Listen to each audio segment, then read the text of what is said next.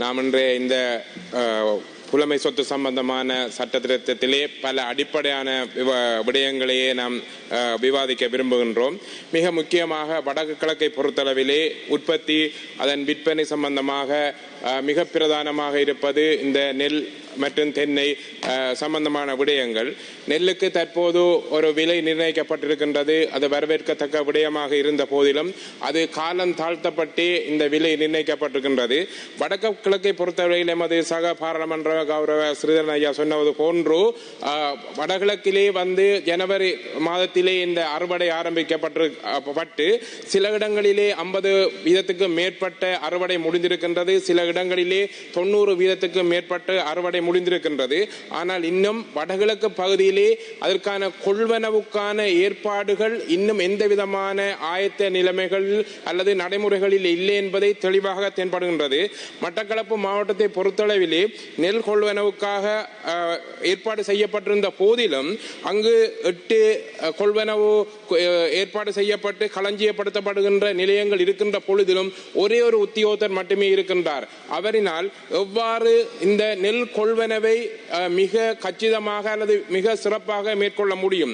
வடகிழக்கு பகுதியிலே வெள்ளத்தினால் பாதிக்கப்பட்டு மிக மோசமாக நெல் வயல்கள் அழிவை சந்தித்திருக்கின்ற இந்த மக்களுக்கு எவ்வாறான தீர்வினை இந்த முறை பெற்றுக்கொள்ளக்கூடியதாக இருக்கும்?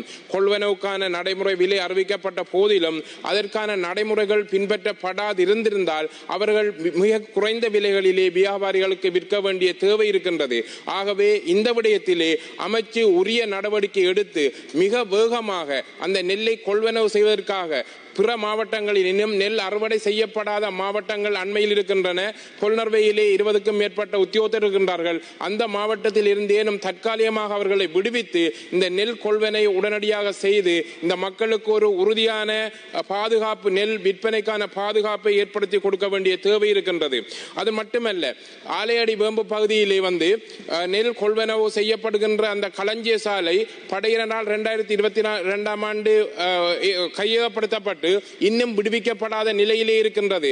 இவ்வாறான நிலைமைகளிலே வடகிழக்கு பகுதியிலே விவசாயம் செய்கின்ற விவசாயிகளுக்கு இந்த புலமை சொத்து சட்டத்தில் அவர்களுடைய விற்பனை அல்லது உற்பத்தியை எவ்வாறு பாதுகாக்க முடியும் என்பதை நான் இந்த இடத்திலே கேள்வியாக எழுப்ப விரும்புகின்றேன்.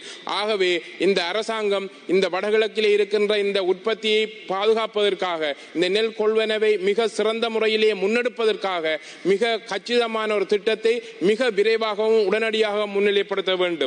அறுவடை முடிந்த பின்பு அதற்கு பல பின்னரான காலப்பகுதிகள் கொள்வனவு செய்வது, உரம் விநியோகம் தாமதமாக கிடைப்பது போன்ற நடவடிக்கைகள் கடந்த காலங்களிலேயே நடைபெற்றுக் கொண்டிருக்கின்றது. வடகிழக்கு பருவப்பெயர்ச்சி மழையினால் பாதிக்கப்படுற இந்த விவசாயிகள் பெரும்போகத்திலே பாரிய நட்டங்களை எதிர்கொள்கின்ற போதிலும் அவர்களுக்கு உரிய பாதுகாப்பு ஏற்படுத்தி கொடுக்கப்படவில்லை. இந்த விடயத்திலே இவ்வாறான சந்தர்ப்பத்திலே இது சம்பந்தமான சில திட்டங்களையும் நாம் சொல்ல வேண்டும். மட்டக்களப்பு மாவட்டத்திலே மிக பிரதானமாக விவசாயம் படுவாங்கரை, அதாவது மட்டக்களப்பு மேற்கு பகுதியிலேயே மேற்கொள்ளப்படுகின்றது. அந்த பகுதியிலே அந்த பகுதியிலிருந்து விளை பொருட்களை கொண்டு செல்வதற்கு, சந்தைப்படுத்துவதற்கு அவர்கள் மட்டக்களப்பு கிழக்கு எழுவான்கரைக்கு வர வேண்டியிருக்கின்றது. அதற்கான எல்லா இடங்களிலும் வெள்ள காலத்திலே மிக சீரான பாதை அமைப்புகள் இல்லை. கிரான் பாலம் மிக பாதிக்கப்பட்ட நிலையிலேயே இருக்கின்றது. ஒவ்வொரு வெள்ளகால பகுதியிலுமே அந்த பாலம் தண்ணீரினால் ஓடப்பட்டு போக்குவரத்து செய்ய முடியாத நிலைமை இருக்கின்றது. பல பாடசாலைகளில், பல அரசு அலுவலகங்கள் இருந்தும், மிகப்பெரிய விளைநிலங்கள் இருந்தும் எழுவாங்கரை பகுதிக்கு விற்பனைக்காக நெல்லை கொண்டு வர செய்ய முடியாத நிலையிலே கிரான் பாலம் இருக்கின்றது. ஆகவே இந்த சந்தர்ப்பத்திலே அந்த விடயத்தையும் கருத்தில் கொண்டு அந்த பாலத்தினை உடனடியாக புனரமைப்பதற்கு அல்லது மீள் நிர்மாணம் செய்வதற்கான ஏற்பாடுகளை இந்த அரசு வருகின்ற வரவு செலவில் முன்னெடுக்க வேண்டும் என்று மிக தயவுடன் கேட்டுக்கொள்கின்றேன். அதனோடு இணைந்ததாக மிக முக்கியமாக ஒவ்வொரு பெரும்போகத்திலும் இந்த விளைச்சல் உற்பத்தி மிக பாதிக்கப்படுவது வடகிழக்கை அல்லது மிக மட்டக்களப்பை பொறுத்தளவில் மார்கழி மாதத்தில், தை மாதத்தில் ஏற்படுகின்ற வெள்ளப்பெருக்கு. இந்த விடயத்திலே அந்த வெள்ளப்பெருக்கை தடுப்பதற்கு மிக முக்கியமான திட்டமாக இந்த கித்துல் ரூகம் திட்டம் முன்னிலைப்படுத்தப்பட வேண்டும். மீள அது ஆரம்பிக்கப்பட வேண்டும். அந்த கித்துல் ரூகம் மூலம் பாரிய நீர் விடுகின்ற பொழுது 80,000க்கும் மேற்பட்ட கனஅடி நீர் கடந்த டிசம்பர் மாதம் மூலம் விடப்பட்டு சித்தாண்டி வந்தாரமூலை மற்றும் பல பகுதிகள் வெள்ளத்திலே மூழ்கியிருந்தன. விவசாயம் முற்றாக அழிந்திருந்தது.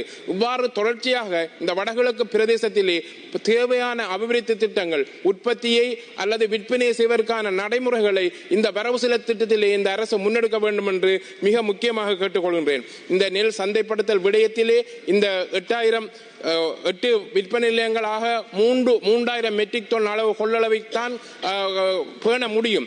ஆனால் 2 லட்சத்துக்கு மேற்பட்ட வயல்காணிகள் இருக்கின்ற இந்த மட்டக்களப்பு மாவட்டத்திலே மேலதிகமாக சேமிப்பு களஞ்சியங்கள் உருவாக்கப்பட வேண்டும் என்றும் நான் இந்த இடத்திலே கேட்டுக்கொள்ள விரும்புகின்றேன்.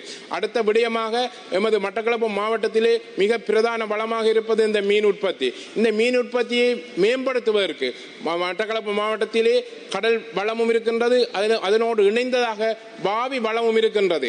இந்த இடத்திலே இதனை மேம்படுத்துவதற்கான சிறப்பான திட்டங்களை எதிர்வரும் காலங்களில் உற்பத்தியை விற்பனையை மேம்படுத்துவதற்காக எடுக்கப்பட வேண்டும். குறிப்பாக மட்டக்களப்பு மாவட்டத்திலே இந்த சட்ட விரோதமான மீன்பிடி நிலைமைகள் மிக அதிகளவாக காணப்பட்டு மீன் வளங்கள் அளிக்கப்படுகின்றன. அதற்காக தேவையான உத்தியோகங்கள் எண்ணிக்கை இல்லாதிருக்கின்றது. அதற்கு தேவையான பாதுகாப்பை கடற்படை வழங்காதிருக்கின்றது. இவ்வாறான நிலைமைகளை மாற்றியமைக்கப்படுவதற்காக சிறந்த திட்டமிடல் கடற்தொழில் அமைச்சர் மூலம் எடுக்கப்பட வேண்டும் என்று கேட்டுக்கொள்கின்றேன்.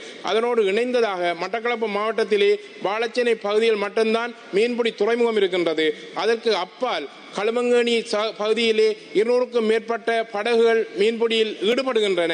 அந்த பிரதேசத்திலுமே ஒரு மீன்பிடி துறைமுகம் ஏற்படுத்தப்பட்டு மீன் உற்பத்தி மிக அதிகளவாக மேற்கொள்ளப்பட வேண்டும். நாம் இன்றைய காலகட்டத்திலே அரிசியை, மீனை, தேங்காயை இறக்குமதி செய்கின்ற நிலைமையில் இருக்கின்றோம். வடகிழக்கு பிரதேசம் மிக பாரிய அளவு வளங்களை கொண்டிருக்கின்றது.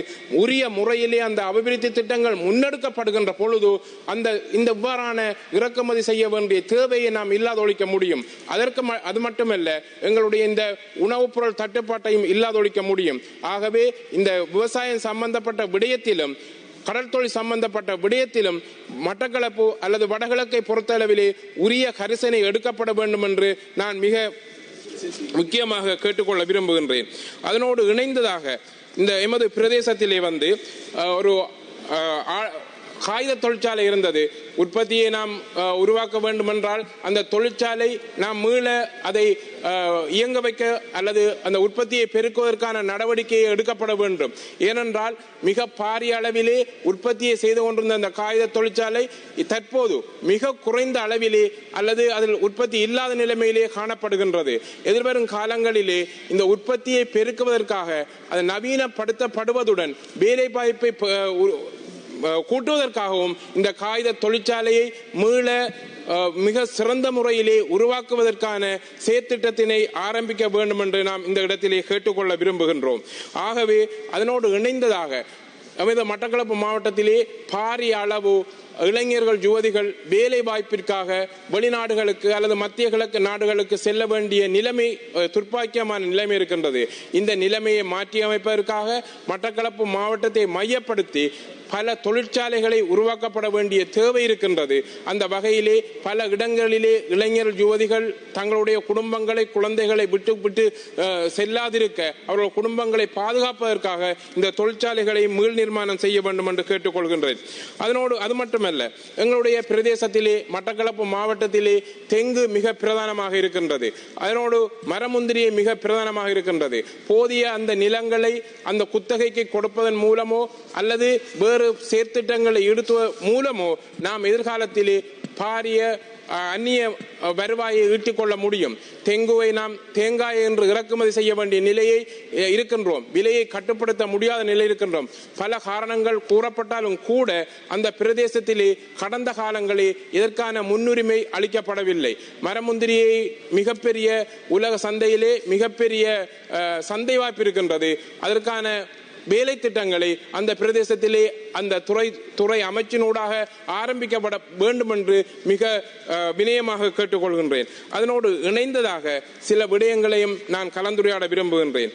ஏறாவூர் பிரதேசத்திலே எங்களுடைய 50 வருடங்களுக்கு மேலாக ஒரு சிறு குடியிருப்புகளிலே வாழுகின்ற மக்கள் இருக்கின்றார்கள். அந்த மக்களுக்கு 50 வருடங்களுக்கு மேலாக கட்டப்பட்ட வீடுகள் நிரந்தரமாக கொடுக்கப்படாமல் ஏறாவூர் நகரசபை அதுக்குரிய உரிமையையும் கொடுக்கப்படாது காலந்தாழ்த்தி கொண்டிருக்கின்றது. இந்த விடயத்தை விடயத்தை நாம் மாவட்ட அபிவிருத்தி குழு கூட்டத்திலும் கூறியிருந்தோம். அதற்கான நடவடிக்கை எடுக்கப்படுவதாக ஏறாவூர் நகரசபை அறிவித்து இருந்தும் கூட ஒரு மாத காலமாக எந்த விதமான அந்த நடவடிக்கைகள் எடுக்கப்படவில்லை. அந்த மக்கள் வெள்ள காலங்களிலே மிக நீர் தேங்கிய சூழ்நிலையிலும் வீடுகள் எந்த நேரங்களிலே இடிந்து விழும் என்ற நிலையிலும் அவர்கள் காத்து கொண்டிருக்கின்றார்கள். இந்த இவ்வாறான சூழ்நிலையிலே அவர்களுக்கு ஏதாவது உயிர் சேதம் ஏற்பட்டால் அது ஏறாவூர் நகரசபை பொறுப்பேற்குமா என்ற விடயத்தையும் நாம் தெரிந்து கொள்ள வேண்டும். இவ்வாறான கால தாழ்த்தல்கள் இழுத்தடிப்புகள் மூலம் மக்களின் பாதுகாப்பு கேள்விக்குறியாகப்படுகின்றது. அது மட்டுமல்ல, கடந்த மாதத்திலே கொக்கட்டிச்சோலை பகுதியிலே கடந்த யுத்த காலத்திலே படுகொலை செய்யப்பட்ட பொதுமக்களுக்கான நினைவேந்தல் நிகழ்வு இடம்பெற்றது. பொதுமக்களுக்கான இந்த நிகழ்வு நிகழ்ந்த வேளையிலே நாம் அஞ்சலி செலுத்துவதற்காக சென்றிருந்த வேளையிலே போலீசார் அந்த மக்களை விசாரித்ததை அவதானிக்க கூடியதாக இருந்தது. இவ்வாறு தங்களுடைய உறவுகளை நினைவு கூறுகின்ற வேளையிலே போலீசார் அவற்றை விசாரிப்பதும் அது சம்பந்தமாக அவர்களை விசாரணைக்கு பயமுறுத்தாட்டுவதும் எதிர்காலத்திலே நிறுத்தப்பட வேண்டும் என்பதை நான் மிக பொறுப்புடன் கேட்டுக்கொள்கின்றேன். இந்த விடயத்திலே இந்த அரசாங்கம் மிக கடந்த காலங்களிலே நல்ல சமிஞ்சைகளை காட்டியிருந்தது. அது தொடர்ச்சியாக பேணப்பட வேண்டும் என்பதை நாம் உறுதியாக இருக்கின்றோம். ஆகவே நாம் இந்த மிக முக்கியமாக கேட்டுக்கொள்கின்ற இந்த விடயம் எதிர்காலத்திலே எமக்கான இந்த தொழில் வாய்ப்புகள் மற்றும் உற்பத்திகளை பெருக்குவதற்காக மட்டக்களப்பு மாவட்டத்திலே சிறந்த ஒரு பொருளாதார முறைமையினை ஏற்படுத்தி கொடுக்க வேண்டும் என்று கேட்டுக்கொள்வதுடன் மிக நேரத்தை எமது சக பாராளுமன்ற உறுப்பினர் திரு கோடீஸ்வரன் கௌரவ கோடீஸ்வரனுக்கு ஒதுக்கி தருமாறு கேட்டுக்கொள்கின்றேன். நன்றி. Honorable Sunil Ratnasiri, you have 11 minutes.